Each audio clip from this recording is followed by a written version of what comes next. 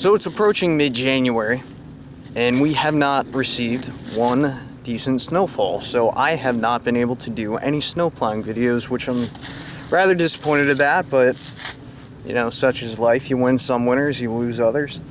But anyway, that's not what this video is about. This video is about it's starting to get cold out.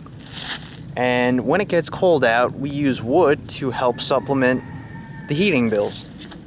And the current issue I'm having is, past years I've normally stacked my wood over by the garage over here.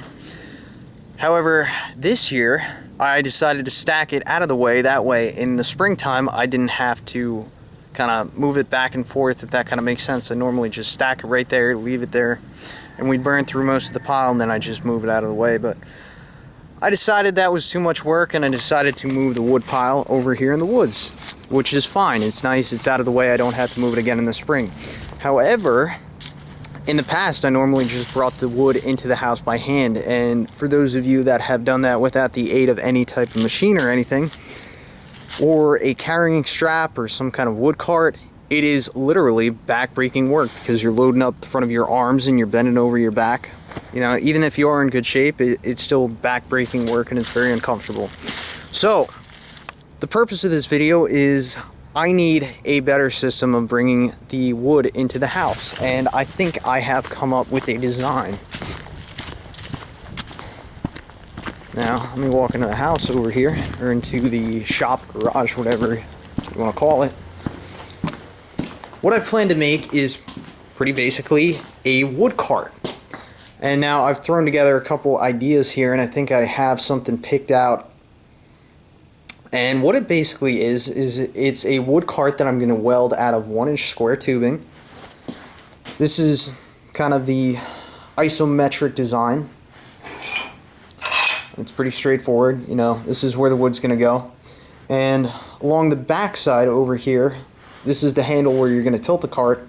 And the cart's going to remain flat on the ground, and the way that you're going to be able to move it is there's going to be 2 casters on this angled part. So it's going to lay flat on the ground, but when you go to tilt the cart back, all the weight's going to be obtained by these casters right here. So these are going to go on right here, and I was just playing around with some of the angles and some of the sizes. I know it's not to scale, but this is something that I'm just going to have to figure out as I go along here. So yeah, I mean 7 inches compared to 35 inches, yeah. It's definitely out of whack, so I'm going to get some tube in here, I'm going to start cutting it, start welding it, and it'll take you along for the journey. Okay, so for anyone that's curious how I'm making these cuts, is I'm not making this on a bandsaw, or a quarter band, or a chop saw, or anything like that. I'm just using good old-fashioned 4.5 angle grinder with a cutoff disc. It's not the most precise method, but it works every time. And any gaps or imperfections I have that I have in my cuts, I'm just going to weld over it anyway. So.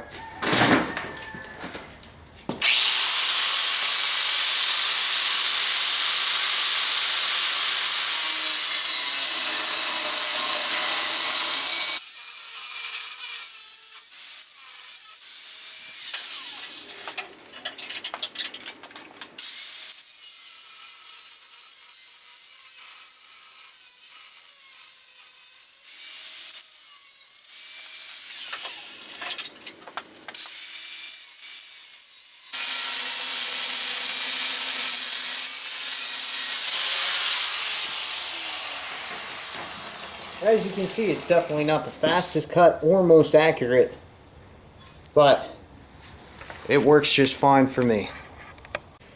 One thing to note, if you're doing a project like this with the square tubing, it's important to try and match these angles, because if you do what I did, where I just have a straight piece coming on with a 45-degree angle piece, you get this overhang here, which for me, I don't really care. I'm just doing a quick job on this because I need wood in the house. So, you know, it's really just cosmetic. I'll probably just grind or cut a little chunk of that off there, and I'll weld that up there. So, I mean, you'll be able to notice a little bit, but not too much by the time I'm done. So, you know, just a quick tip.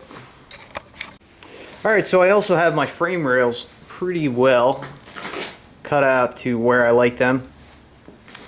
This is going to be the far side That's where the caster is going to go. Obviously, I give myself some wiggle room to adjust whatever angle I'm going to like to have that at. And that's going to be where the handle is. I was kind of going over my design again, and I'm kind of thinking I'm going to change this up just a little bit. I'm just going to take off that little handle extension right there because I feel like it's just going to be too far out. I feel like once you tip this back, you want to just hold on to this this backbone right there. So what I'm probably going to do is just put a connecting piece at the very tip of this. So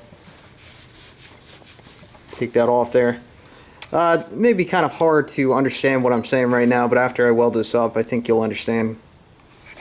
So yeah, the next step I need to do is I need to grind all this rusty crap down, only for it to become back rusty after I leave it outside. I don't plan to paint this thing. It's not going to go anywhere. So yeah, just got to clean up the spots where I'm going to weld with a flap disc, and we should be good to go. Alright, so I have the basic framework laid out, and I have it checked. I checked all my angles with some framing squares right there, and it's ready to go. As you can see, I ground off all the rust in the areas that are going to be welded. I'm going to tack this down first. And you can see now what I was talking about before. What I did there was some overhang on that piece because I didn't match up the angles perfectly, but no matter. Just cut it off with a cut-off disc, and I'm just going to fill in that hole now with a little bit of weld, and that'll be good to go. Okay, so I have the first section welded up, and I've outlaid the second frame beneath the already welded top one. And this is what I plan to do. I plan to just tack each of these joints while it's on top of here. Another way to go about it is to do the same thing I did before, measuring out the angles exactly, but there is a chance that this top rail may have shifted slightly due to the extreme heat exchange from the welding process. So I figured it was better just to lay this on top of the other one and match it exactly, because I don't really mind if it's off a degree or two. I'd just rather them, you know, exactly perfect together. So, throw on my welding equipment. I already got my helmet on. Got my machine set. So let's tack this puppy down.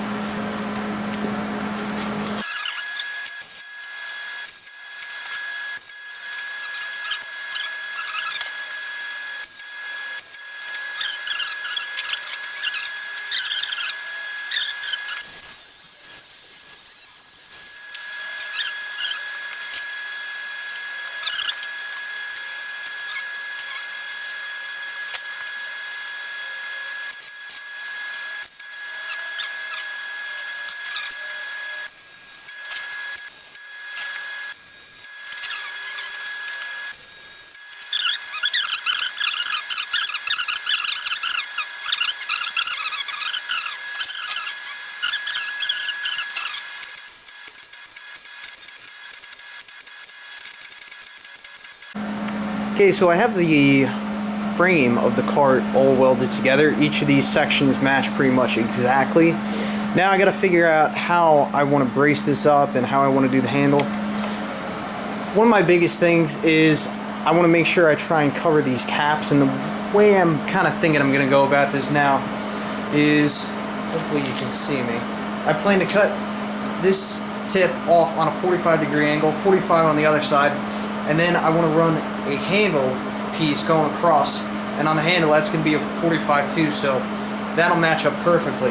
Now the gap between here to here is going to be 12 inches because most of my firewood's cut at about 16 inches, so I think I'm going to be okay stability wise. That's kind of my fear, but I just want to make sure I'm able to cradle every piece of firewood that I plan to put on here, you know. And it's pretty sizable right now, which I do like, because that way I can take a larger load in a shorter amount of time, and I think I'm absolutely going to be able to handle this. So liking that so far. And as for what I'm going to do to cap this other side, I'm feeling kind of lazy, as in I don't want to go through the process of beveling or cutting both of these on a 45 and then welding another bar on a 45.